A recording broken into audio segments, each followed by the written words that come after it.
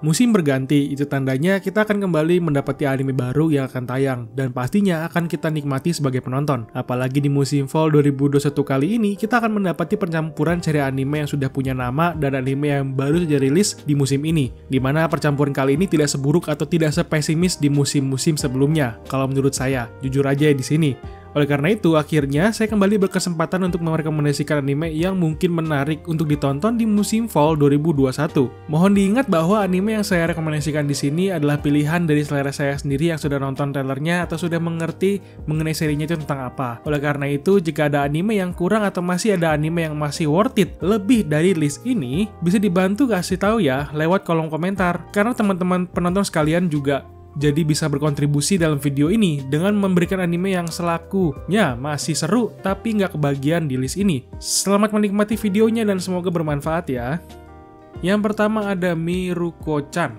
Menceritakan mengenai seorang perempuan yang bernama Miko yang dimana dilihat dari luar dia terlihat seperti siswi SMA yang terlihat biasa saja. Namun hidupnya tiba-tiba berubah ketika dia tiba-tiba bisa melihat monster yang mengerikan dan menyeramkan. Atau bisa dibilang dia tiba-tiba indera keenamnya bangkit dan bisa melihat setan atau hantu. Meskipun dia ketakutan, dia mencoba untuk melanjutkan hidupnya sehari-hari seperti biasa dan berpura-pura tidak memperhatikan hal yang menyeramkan tersebut. Meskipun begitu, dia tetap harus bisa menjaga dirinya dan temannya Hana dari bahaya para hantu atau monster yang dia lihat di sekitarannya. Jadi cerita ini terlihat seram, namun tenang saja teman-teman, di sini horornya masih dipadukan dengan komedi. Jadi cukup menarik untuk dijadikan bahan tontonan di season ini.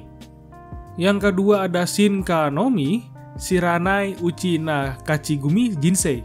Seiichi Hiragi, seorang pelajar laki-laki di sekolah yang menjadi bahan bulian akibat penampilannya yang bau, kotor, dan gendut. Namun itu hanyalah hinaan dari orang-orang yang membulinya di kelas karena penampilannya. Dan pada suatu ketika di dalam kelas itu, sebuah suara yang mengaku sebagai dewa mengumumkan bahwa satu kelas itu akan dipindahkan ke dunia fantasi atau ke dunia lain. Seluruh kelas atau sekolah termasuk Seiichi di sini dikirim ke dunia fantasi yang menampilkan elemen-elemen seperti yang ada di dalam game, karena ada level dan skill atau tampilan sistem. Ketika dalam proses pengiriman pun, Seiichi dikucilkan dan dikirim ke daerah yang berbeda dari teman-temannya. Tetapi, ketika di dunia fantasi inilah, dia akhirnya bisa merubah nasibnya setelah dia memakan buah evolusi yang membantunya untuk bisa bertahan hidup di dunia fantasi yang kejam. Cerita ini cukup seru ini animenya, karena saya juga sudah baca manganya, dan ya, karakter utama kita ini gendut, setelah makan buah evolusi bisa jadi kurus dan ganteng. Dan gorila yang makan buah evolusinya juga malah jadi cewek cantik. Cadas nggak tuh? Yang ketiga ada Isekai Sokudo 2 atau season kedua dari Isekai Sokudo. Ini adalah season kedua dari restoran ajaib yang pintunya itu bisa kemana saja seperti Doraemon. Tetapi bedanya, di sini pintunya hanya dikhususkan untuk para pengunjung yang ingin mengunjungi restoran tersebut.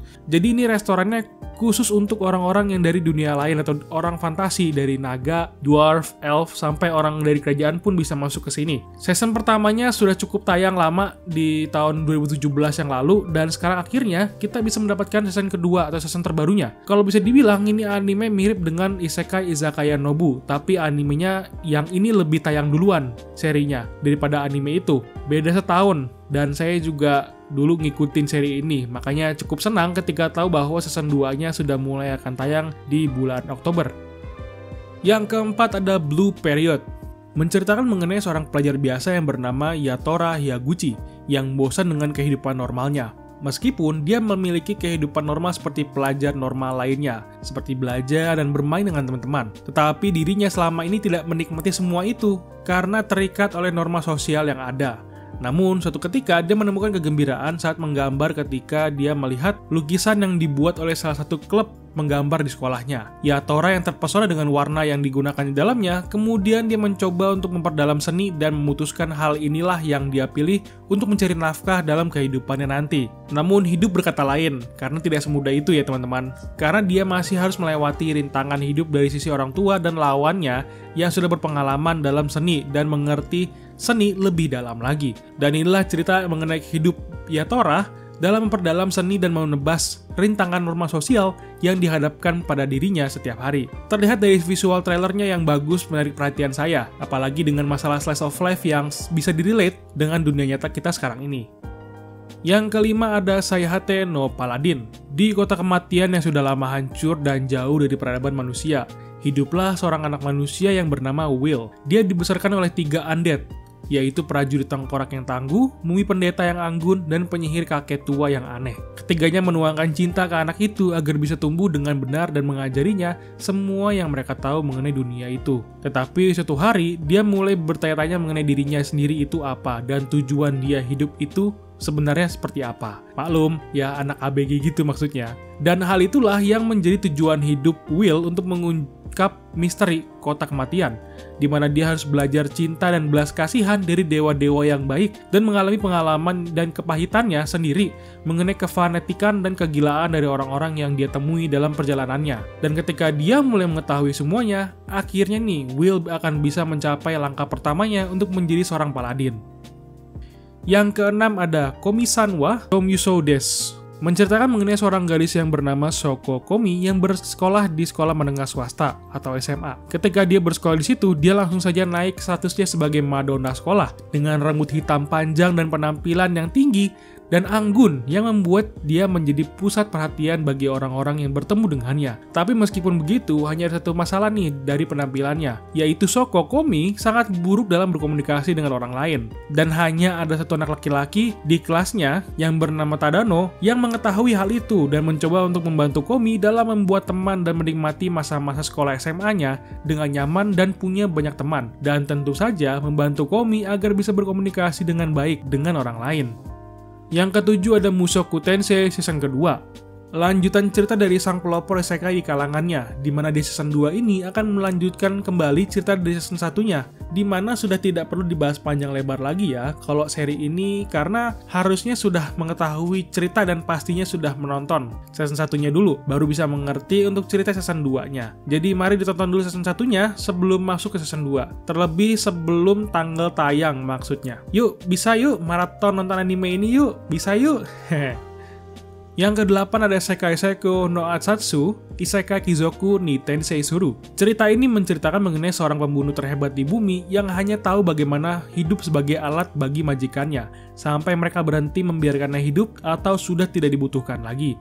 Lalu ketika dia mengira dia sudah meninggal, dia bertemu dengan Dewi dan melakukan kontrak untuk dirinya lahir ke dunia fantasi untuk melenyapkan pahlawan yang akan membawa kehancuran setelah dia berhasil melenyapkan Raja Iblis atau mengalahkan Raja Iblis. Jadi secara kasarnya, setelah pahlawan ini berhasil melenyapkan atau mengalahkan Raja Iblis, malahan si pahlawan inilah yang akan menjadi ancaman baru bagi orang-orang yang ada di dunia itu karena kekuatannya yang sudah terlalu overpower. Sampai-sampai Dewi pun tidak bisa apa-apa. Karena itulah Dewi membuat rencana untuk mengambil pembunuh terhebat untuk bisa melenyapkan sang pahlawan. Namun apakah sang pembunuh terhebat ini bisa menjalankan misinya jika musuhnya saja memiliki kekuatan sihir yang sangat kuat, di mana ini akan menjadi lawan baru yang membuat MC kita di sini menjadi lebih semangat dalam kehidupan barunya.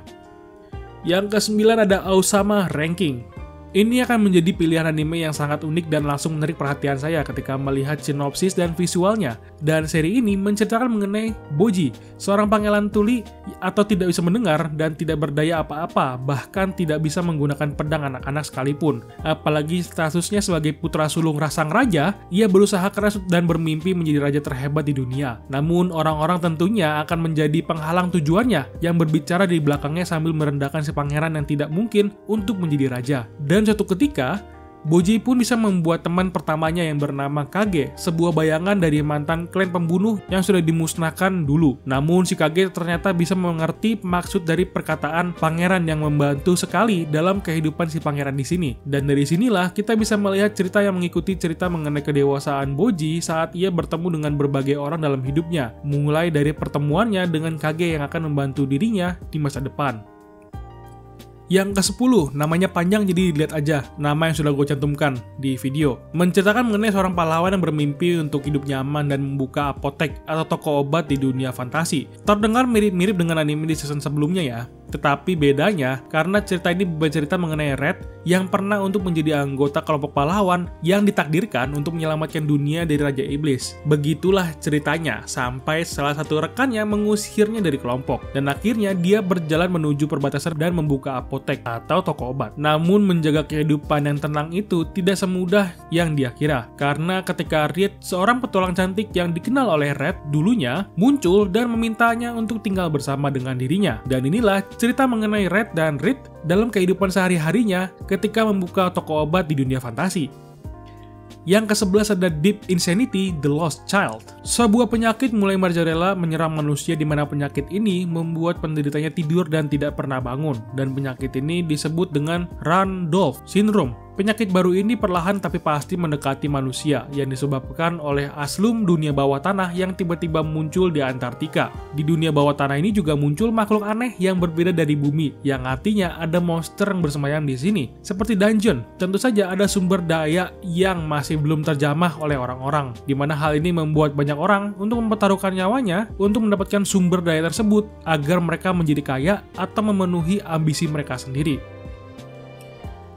Yang ke-12 ada Platinum End, sebuah seri yang dipersembahkan oleh autor Death Note atau pembuat Death Note, di mana ini menceritakan mengenai Mirai Kakehashi yang sudah kehilangan orang tuanya dan dipindahkan dan tinggal dalam perawatan kerabatnya yang kejam. Sejak itu, dia menjadi murung dan depresi, membuatnya mencoba untuk bunuh diri pada malam kelulusan sekolah menengahnya. Namun, pada saat dia ingin meloncat dan bunuh diri, dia diselamatkan oleh gadis yang bernama Nase, yang memperkenalkan dirinya sebagai malaikat pelindung yang ingin memberinya kebahagiaan.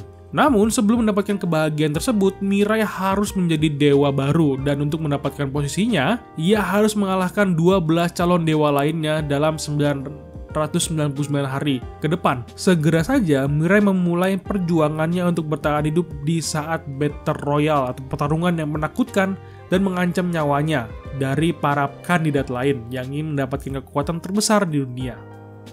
Yang ke-13 adalah Shumatsu no Harem, anime ecchi yang cukup ekstrim di mana menceritakan mengenai dunia mengalami pandemi dengan penyakit The Man Killer Virus, di mana penyakit ini membunuh 99,9% laki-laki di dunia. Dan di sini terdapat Mizuhara Reito yang telah tidur di cryogenik selama 5 tahun terakhir, meninggalkan Tachibana Erisa, gadis impiannya, menghilang. Ketika Reito terbangun dari deep freeze atau dari tempat tidur cryogeniknya, dia dapat melihat dunia baru yang cukup gila karena orang-orang sudah gila dengan berhubungan intim dengan pria, dan dia adalah salah satu laki-laki sebagai sumber daya paling berharga di planet ini. Pada akhirnya, Reito dengan 4 laki-laki lainnya diberikan kehidupan mewah dengan satu misi, yaitu menghamili banyak wanita untuk melahirkan laki-laki agar bisa mengisi dunia dengan laki-laki lagi. Namun Reito hanya ingin menemukan Arisa yang hilang 3 tahun lalu di dunia baru tersebut. Apakah MC kita dapat menahan godaan dan menemukan cinta sejatinya?